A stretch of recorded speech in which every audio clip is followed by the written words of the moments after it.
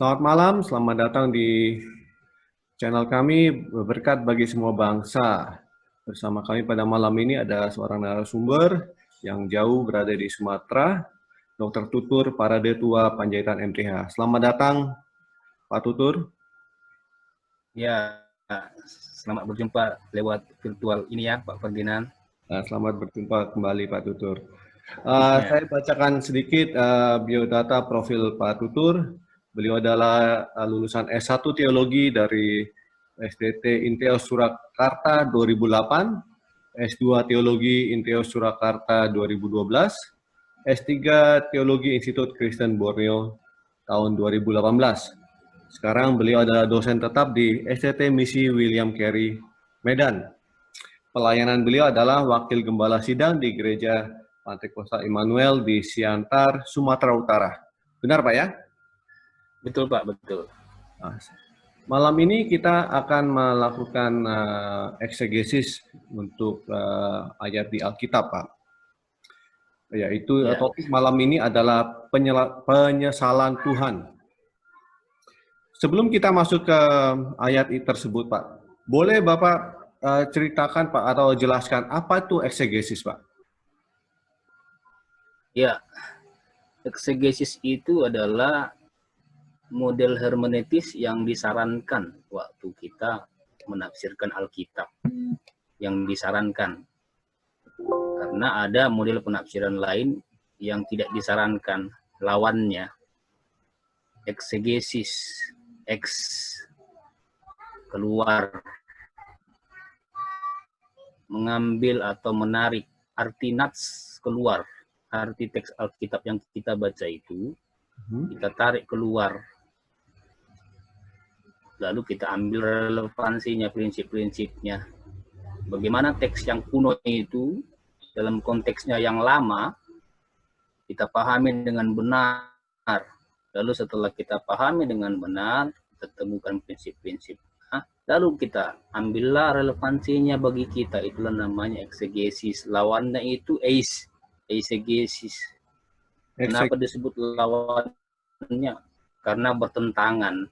Eisegesis, Pak, Jadi kalau itu kebalikannya, bukan teks Alkitab yang ditarik keluar, melainkan maunya kita paksa untuk masuk ke Alkitab. Jadi bukan lagi teks itu yang berbicara, tapi apa yang kita mau kita paksakan sehingga kita copot ayat, kita ambil ayat yang kita pikir mendukung maunya kita. Makanya jadi bertentangan dia. Kalau dalam bahasa lain disebut dia, Pak, deduktif dan induktif. Oke. Ya. Jadi kalau eksegesis itu adalah mencari arti dari arti kata-kata dan arti konteks dalam ayat tersebut, dan kita cari relevansinya dalam kehidupan kita, Pak ya? Ya, kita tarik maknanya bagi kita. Kebalikannya eisegesis itu adalah mencoba mengambil kita mencocokkan ayat untuk kepentingan kita, berarti itu artinya. Betul. Kita asal comot ayat ini kita pakai untuk kejadian, untuk untuk peristiwa ini. Ini sudah tertulis di Alkitab dan sebagainya. Itu maksudnya, Pak ya? Ya, jadi itu kadang dipakai orang tertentu untuk memaksakan idenya. Kalau boleh saya ambil contoh, Pak ya, bukan pada saat sekarang wabah corona ini, tapi beberapa tahun terakhir, beberapa tahun sebelumnya pada waktu wabah SARS. Bapak masih ingat waktu itu wabah SARS kan ya? Itu ya, meskipun tidak ingat banyaknya. Ya, tapi itu pada saat itu banyak orang-orang yang mengatakan, oh itu sudah tertulis di dalam Alkitab bahwa penyakit mereka tidak bisa bernapas dan sebagainya. Seperti gitu berarti maksudnya ya? Ya, ada saja. Kadang begitu memang sering terjadi. Jadi ada kejadian, lalu dicoba cari ayat-ayat yang kena ke situ, dianggap mengena, lalu diangkat, begitu, Pak. Tapi kebanyakan memang untuk mencari keuntungan pribadi. Oke. Jadi Iya, kebanyakan. menggunakan firman Tuhan untuk keuntungan pribadi ya, bukan untuk apa namanya menyiarkan kebenaran firman Tuhan tersebut berarti ya. Iya, iya. Baik. Sekarang saya mau tanya dong Pak, apa namanya tadi Ya. kita mengerti apa namanya eksegesis itu apa artinya dan perbedaannya eksegesis dan eksegesis. Apakah apa namanya pembaca Alkitab itu harus mengerti mengenai eksegesis? Apakah pembaca Alkitab harus mengerti soal eksegesis? Iya. Maksudnya Kalau pembaca ditanya Alkitab apakah awam harus Pak ya. mengerti, Apa namanya kita bicara mengenai orang awam. ya seharusnya semua orang ya, seharusnya orang Kristen pembaca Alkitab, karena pembaca Alkitab sebenarnya tidak bisa dikatakan dia hanya pembaca, pastilah dia juga penafsir, Oke. pasti. Karena setiap kali seseorang membaca tulisan, dia tidak bisa memungkiri, pasti dia nafsir. Mungkin saya tafsirannya benar, mungkin tidak. Taruhlah bukan Alkitab, bacaan lain pun begitu kan Pak? Ya, kita bukan hanya melafalkan kata-katanya, tapi kita juga Betul. mengerti apa isinya ya. Kita membaca hukum, misalnya ada peraturan perundang-undangan, lalu muncul tafsiran. Belakangan ini kan gitu Pak. Ada dua kelompok yang membaca undang-undang yang sama, tapi tafsirannya beda. Lalu Benar, ribut. benar. Ada orang yang melewati jalanan lalu melihat rambu-rambu di jalan. Ketika dia lihat rambu-rambu kan dia nafsir, nggak hanya membaca. Dia menafsir kira-kira berapa lama lagi supaya ketemu sama jalan yang membelok ke kiri, membelok ke kanan. Karena sudah ada rambu. Oke, ya. Jadi begitulah penafsir. Pembaca Alkitab pun sebagai penafsir. Kalau kita pernah membaca buku hermeneutiknya Gordon Duffy, Douglas Stuart, kita baca di situ dikatakan memang nggak bisa bohong, kita pembaca Alkitab adalah sekaligus penafsir. Maka kalau Bapak bertanya, saya kira juga itu pertanyaan banyak orang. Apakah seorang pembaca Alkitab yang disebut awam pun harusnya mengerti eksegesis? Ya, kalau ditanya harusnya, ya iya, idealnya begitulah. Idealnya. Idealnya Setiap pembaca Alkitab harus mengerti bahwa dia harus mengeksegesis, meskipun memang tidak semua orang dapat melakukannya, benar. kecuali dia mempelajarinya. Sekarang apa namanya seperti Bapak bilang tidak semua orang mampu melakukannya kecuali dia mempelajarinya. Sebagai orang awam, apa saja yang menurut Bapak harus dimiliki oleh seorang awam untuk bisa melakukan eksegesis ayat-ayat Alkitab, Pak? Pegangan apa saja? Oke. Oh ya, kalau kita membeli Alkitab, biasanya kan ada lembar kecil di situ di Alkitab Ya. baru. Kalau kita beli Alkitab baru, ada lembar kecil di situ yang biasanya penuntun untuk membaca Alkitab. Itu memang diterbitkan LAI. Salah satu yang nggak boleh hilang, nggak boleh dilupakan adalah berdoa, minta tuntunan Roh Kudus. Itu memang yang utama secara rohani. Ya, di samping itu sebenarnya perlu belajar. Ya, kalau tidak ada kesempatan sekolah teologi, ya minimal belajarlah di bawah pimpinan bimbingan hamba Tuhan yang ada background akademis di gereja lokal, silahkan. Atau belakangan ini kan banyak juga hamba Tuhan yang membuka sekolah-sekolah online, belajar Alkitab, silahkan. Tapi kalau nggak bisa, kalau tidak ada kesempatan misalnya, atau tidak ada kenalan hamba Tuhan yang dianggap kompeten di bidang itu, Ya. ya silahkanlah baca-baca buku-buku hermeneutik yang ada di toko buku Kristen. Atau mungkin bisa dibuka link-link, ada hamba-hamba Tuhan yang suka membagikan cara-cara belajar Alkitab. Ada saja itu, Pak. Oke, oke. Iya, kalau dari saya Pak ya. Ya. Kalau dari saya, silakanlah para pembaca Alkitab membaca teks itu, mula-mula pahami konteksnya dulu. Mula-mula pahami konteksnya dulu. Jangan langsung tarik ke konteks sekarang, jangan. Karena apa? Karena teks Alkitab itu memang pada mulanya bukan langsung untuk kita itu. Teks Alkitab itu pada mulanya untuk orang-orang pada masa itu, waktu Alkitab ditulis. Kalau Kejadian sampai Ulangan misalnya, itu kan untuk orang Israel di padang gurun. Ya. Surat Efesus adalah dari Paulus kepada jemaat Efesus, ya begitu. Konteksnya harus dipahami betul-betul, lalu setelah itu tariklah prinsipnya untuk orang-orang sekarang, begitulah Pak. Jadi maksud Bapak saya tidak bisa apa namanya melihat, oke kalau kita lihat perjanjian lama kita mengerti itu kan sesuatu yang untuk bangsa Israel apa ribuan tahun yang lalu. Uh, tetapi kan seperti Bapak tadi sebut seperti surat Efesus itu kan agak modern ya. Berarti saya Nah, tidak bisa mengambil apa namanya mengambil langsung dari ayat di surat Efesus itu dan menerapkan mengartikannya langsung dengan zaman sekarang berarti. uh, tidak tidak begitu maksud saya. Maksud saya adalah jangan berpikir bahwa itu langsung ke kita. Oke. Tapi sekiranya Anda mau membaca Alkitab lalu berkata, ah ini sepertinya untuk saya, itu namanya rema. Oke, oke, oke. Ya, beda Baik. lagi. Maksud saya adalah jangan berpikir, wah ini Alkitab ini diberikan Paulus untuk kita ini. Bukan begitu. Tapi untuk jemaat Efesus. Begitu loh. Benar, benar.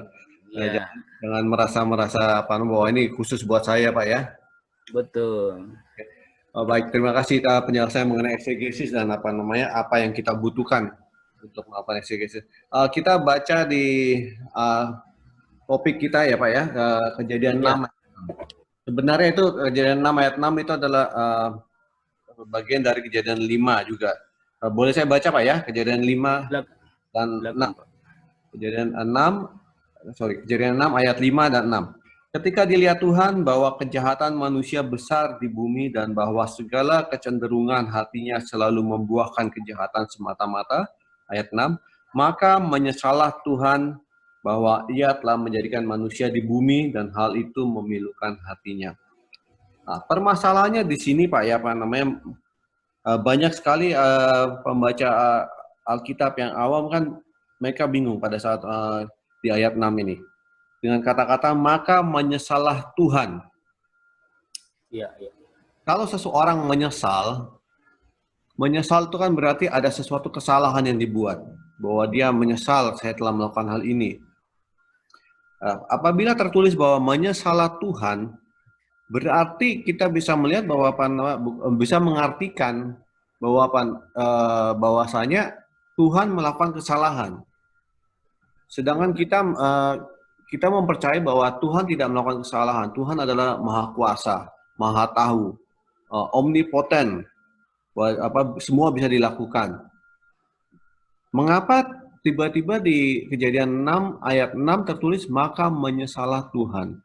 Mungkin Bapak bisa membantu para pendengar dan pembaca Alkitab di rumah untuk mengartikan apa yang dimaksud maka menyesalah Tuhan.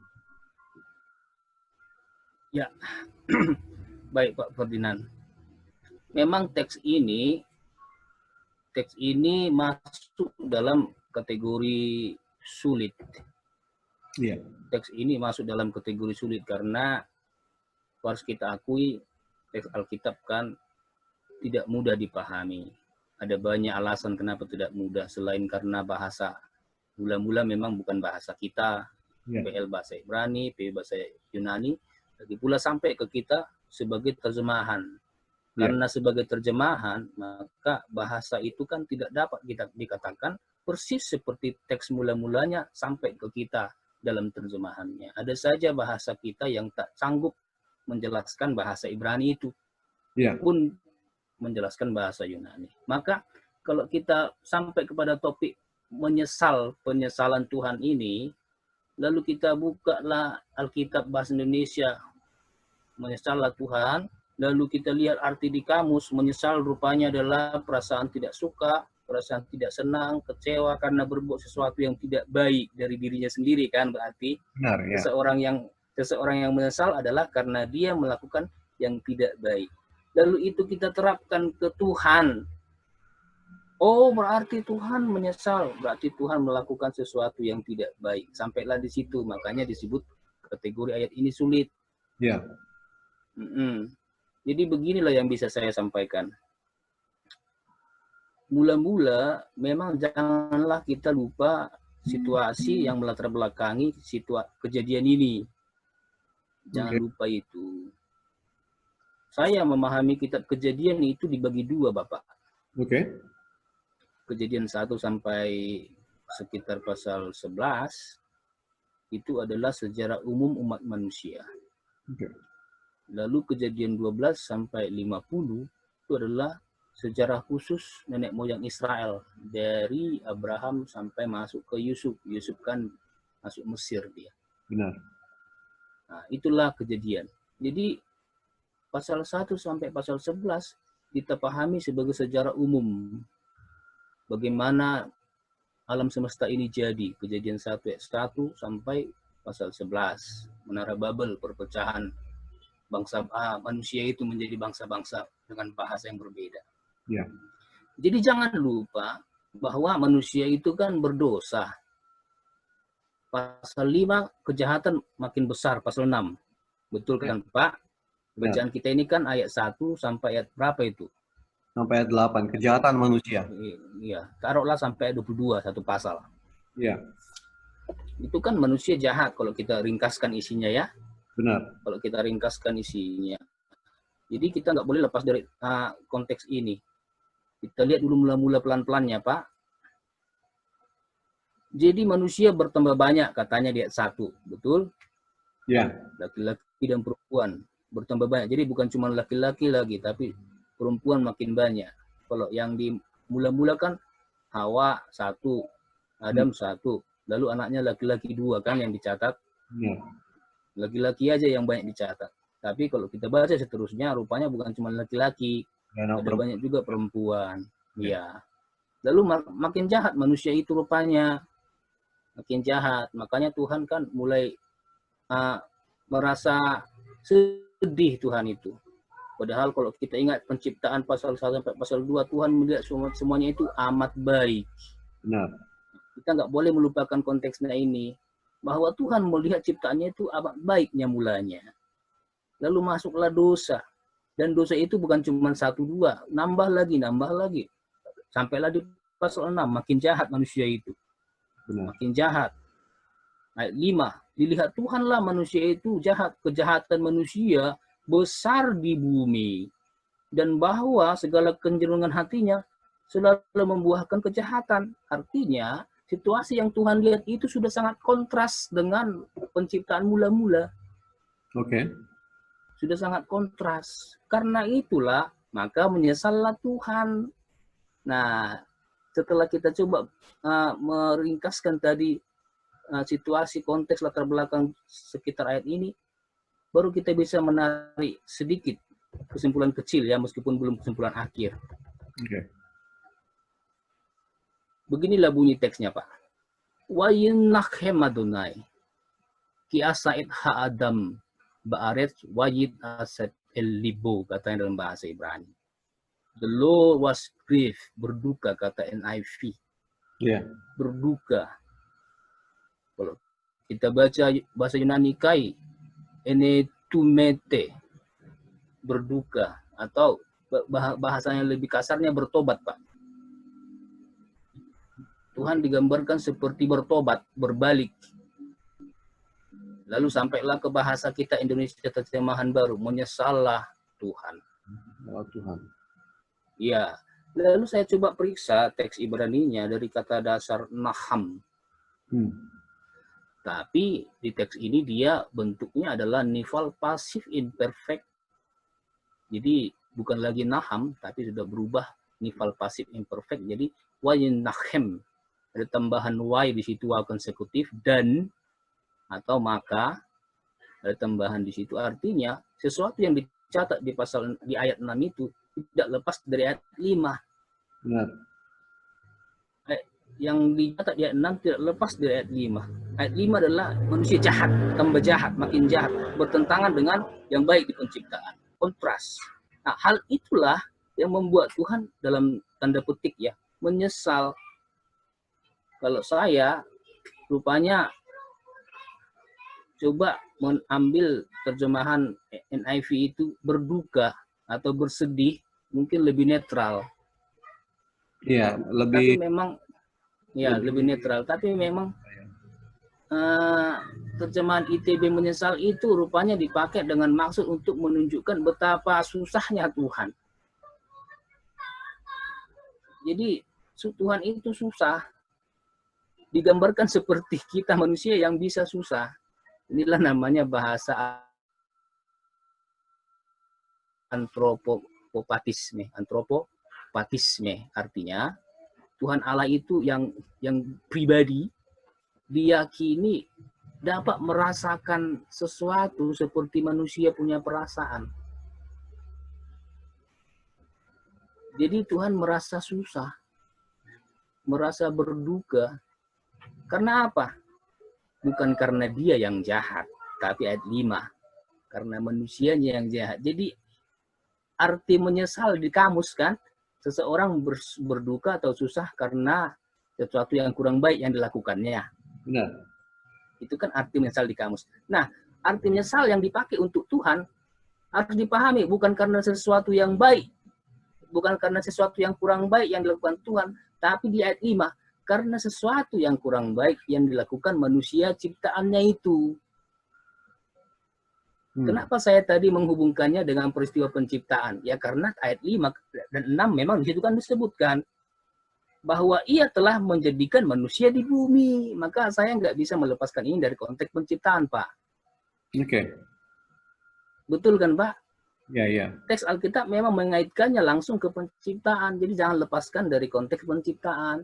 Bahwa sesuatu yang amat baik itu yang kita baca dari Kejadian 1 sampai 2, Tuhan sendiri melihat bahwa semuanya amat baik.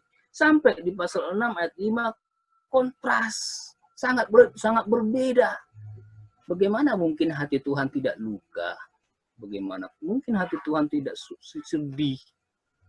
Maka masuklah disebut menyesal. Cuman harus kita pahami, menyesal bukan karena kejahatannya sendiri, tapi kejahatan manusia yang dijelaskan di ayat 5. Itulah yang bisa sampaikan Pak. Silakan ditanggapi sebelum saya lanjutkan. Jadi Bapak mengatakan bahwa menyesal ini pertama-tama koreksi saya, kemungkinan besar karena tidak ditemukan kata yang cocok untuk mengartikan bahasa aslinya yang di Alkitab. Maka digunakan menyesal karena untuk menunjukkan betapa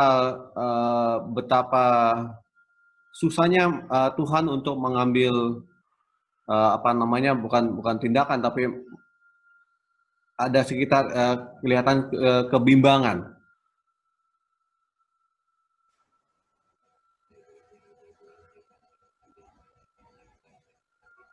Bisa dengar Pak? Maaf, tadi agak terputus mungkin. Ya. Nampaknya kurang stabil jaringan ya. Saya ulangi lagi. Kata menyesal ini berarti digunakan karena pertama-tama karena tidak adanya kata yang cocok untuk mengartikan kata aslinya. Apakah benar begitu? Ya. Yang kedua, menyesal digunakan karena untuk menunjukkan perasaan Tuhan agar manusia bisa mengerti, pembaca bisa mengerti. Karena seperti Bapak tadi bilang, ini kata-kata ini digunakan sebagai tadi Bapak ada kata yang Bapak gunakan untuk memberikan sifat manusia di Tuhan. Maksudnya supaya manusia itu mengerti. Ya. Jadi seperti yang saya bilang tadi di awal, memang tidak semua bahasa dapat diterjemahkan langsung ke bahasa asing, ke bahasa lain, persis seperti maksud awalnya. Kita harus akui itu. Belum lagi kalau kita ingat tadi polanya, nifal imperfect. Jadi dia pasif imperfect, Pak. Kalau pasif imperfect, kalau dalam bahasa kita, pasif kan berarti di kan? Iya. Di, pasif. Di, akan di. Harusnya begitu kan kalau kita. Akan di. Cuman, kalau kita pakai kata dasarnya sesal, akan disesal, nggak cocok.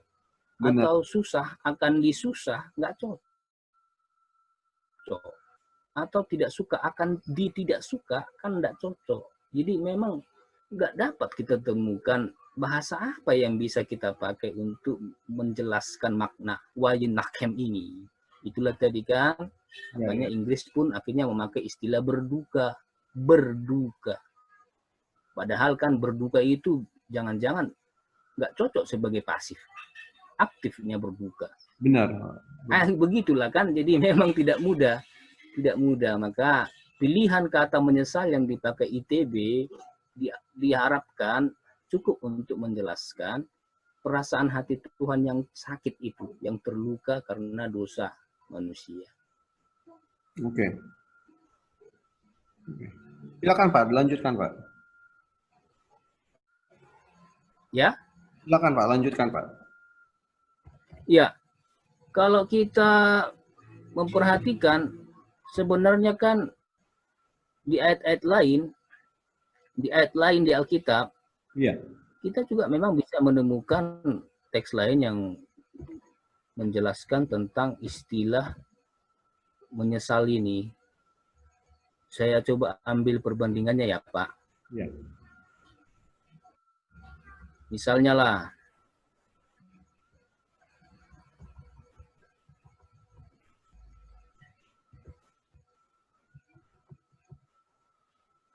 Keluaran 32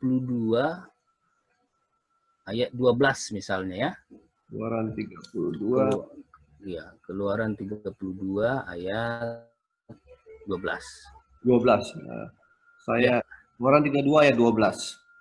Mengapakah orang Mesir akan berkata, dia membawa mereka keluar dengan maksud menimpakan malapetaka kepada mereka dan membunuh mereka di gunung dan membinasakannya dari muka bumi?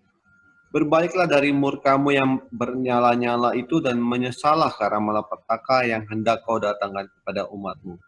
Ini kembali lagi ada kata menyesallah. Betul. Jadi kalau memang kita cari kata menyesal dalam bahasa Indonesia, Alkitab kita, ada beberapa. Dan kita harus baca lagi ulang, apa maksudnya di situ. Apakah sama seperti yang di ayat-ayat lain itu? Ya. Nah, kalau saya baca ayat ini tadi, ini lebih kepada doa seorang Musa kepada Tuhan. Karena Tuhan bermaksud rupanya menghukum bangsa itu yang berdosa, membunuh karena berdosa. Musa berusaha mengetuk hati Tuhan, meminta belas kasihannya. Ya Tuhan, menyesallah dari rencanamu untuk membunuh umat ini, katanya. Atau dalam bahasa lain dibilang, ya berbaiklah hatimu ya Tuhan, atau bertobatlah Tuhan, begitu. Nah ini kan bahasanya manusia sebenarnya ini. Mana mungkin manusia bisa bilang Tuhan bertobat? Bertobat kepada Tuhan yang harusnya bilang manusia bertobat. Lagi-lagi ini memang keterbatasan bahasa kita. Apalah yang bisa kita bilang sama Tuhan supaya Tuhan membatalkan maksudnya untuk menghukum, ya kan? Ya. Ya Tuhan, tolonglah,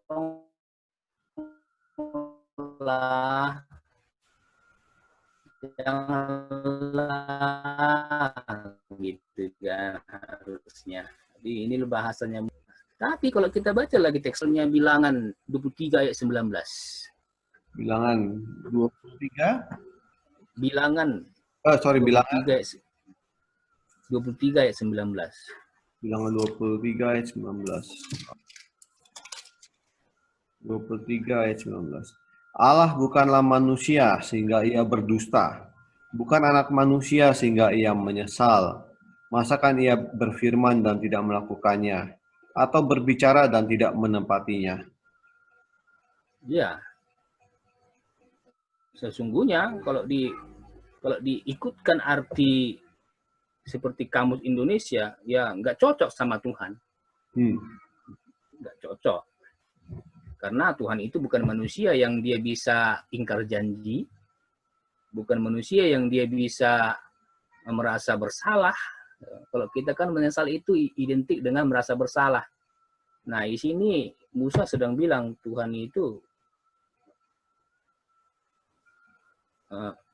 bukan orang seperti manusia yang bisa berubah hatinya merasa bersalah, tidak. Kalau dia sudah berfirman ya pasti dilakukan, berjanji ya pasti ditepati.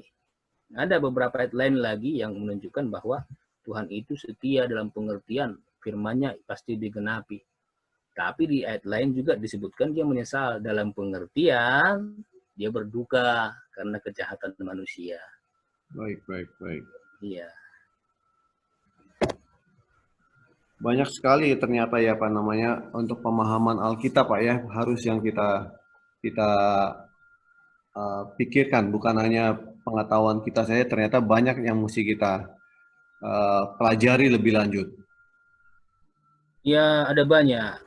Ya, yang kita bicarakan hari ini kan baru satu ayat sebenarnya. Benar, Pak. Yang menjadi pokok pembicaraan. Cuman karena satu ayat itu sebenarnya kita harus baca lagi ayat lain, baca ini, baca itu untuk menjelaskan.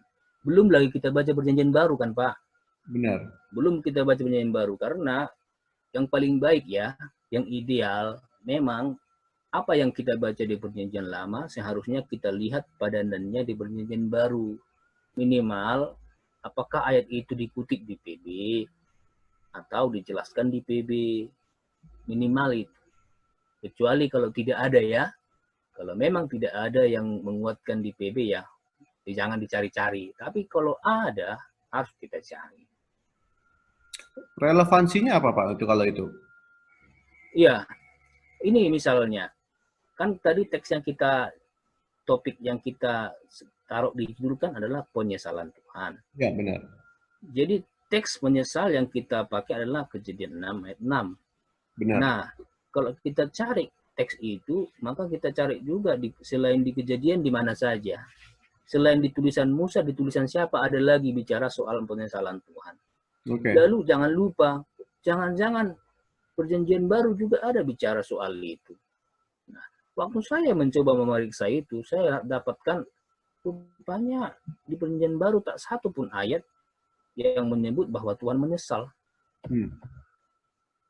Teks Indonesia ya, memang saya belum mencari teks Ibrani Yunani, tapi paling tidak di teks Indonesia saya Pak tidak menemukan satupun ayat di PB yang menyebut bahwa Tuhan menyesal.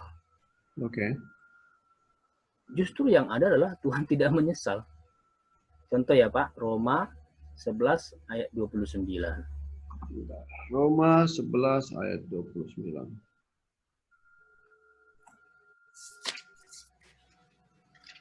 Roma 11 ayat 29.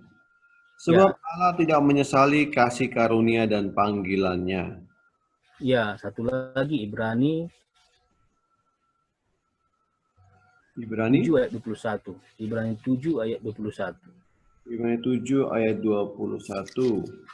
Ibrani 7 ayat 21 berbunyi, tetapi ia dengan sumpah diucapkan oleh Dia yang berfirman kepadanya, Tuhan telah bersumpah dan ia tidak akan menyesal.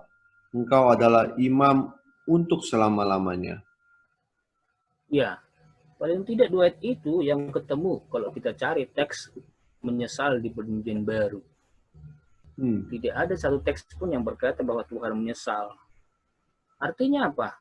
Artinya sebenarnya Tuhan tak pernah menyesal dalam pengertian mengakui kesalahannya atau meratapi kesalahan kejahatan yang dia buat sendiri. Tidak ada itu.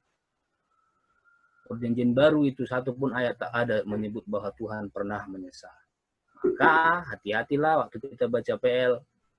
Rupanya kita harus sadari di situ yang dimaksud menyesal bukan mengakui kesalahannya sendiri atau meratapi kegagalannya atau kecewa dengan sesuatu yang jahat yang dia perbuat. Tidak. Lebih netral dan harusnya kita sadar di situ Tuhan sedang disakiti hatinya, didukakan hatinya. Itu masuk akal itu. Di PB pun ada. Baik. Di PB pun ada, didukakan Tuhan, ada itu. Ya.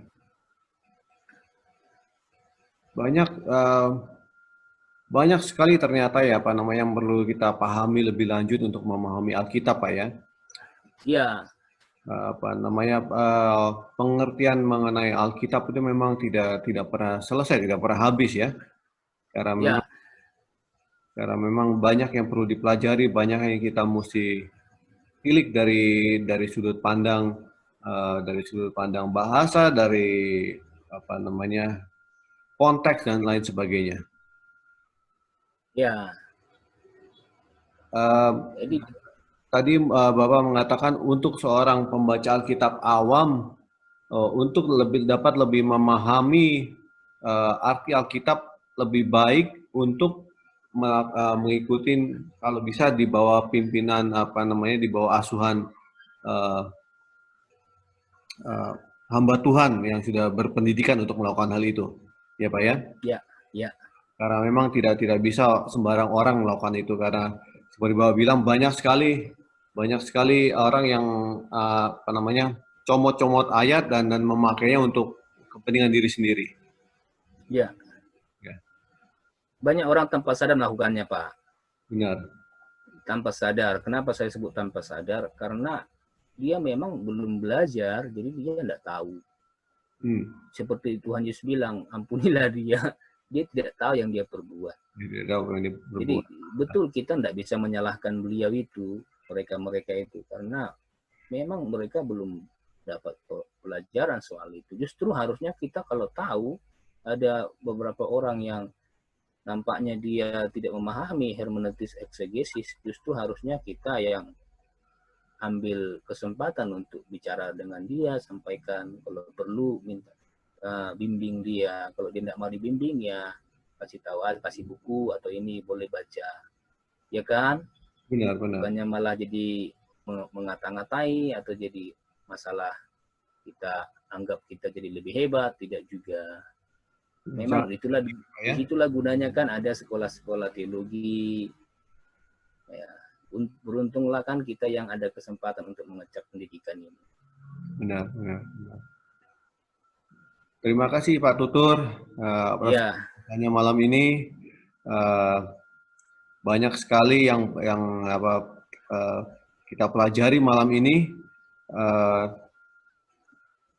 menunjukkan betapa luasnya dan dalamnya Alkitab ini, dan tidak bisa kita pelajari begitu saja tanpa bimbingan Tuhan, Pak ya.